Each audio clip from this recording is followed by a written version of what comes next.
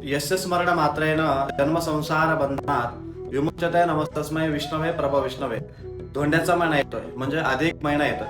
याला मलमास सुद्धा म्हणून ओळखलं जातं. या महिन्यामध्ये बहुतांश सूर्याचं संक्रमण नसतं म्हणून हा महिना अधिक म्हणून ओळखला जातो. अधिक महिन्यामध्ये विशेष करून लक्ष्मीनारायणाचं पूजन करायला सांगितलेलं आहे. विष्णू नारायणाचं पूजन या महिन्यामध्ये जो कोणी मनुष्य करेल त्याला सर्व कष्टातनं मुक्तता मिळेल. जन्मसंसार बंधनात म्हणजे जन्माचे जे संसाराचे जे बंधन असतात त्या बंधनापासून मुक्तता मिळते आणि भगवान महाविष्णूंचा आशीर्वाद त्यांना प्राप्त होतो.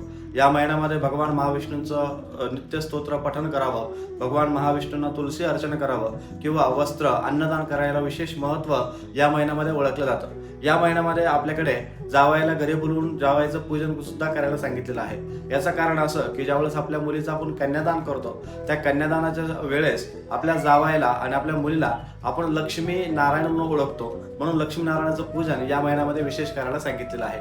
जो कोणी मनुष्य या महिन्यामध्ये लक्ष्मीनारायणाचं पूजन करेल त्याला सर्व संकटातून मुक्तता मिळेल आणि भगवान महाविष्णूंचा आशीर्वाद मिळेल. जय श्रीकृष्ण.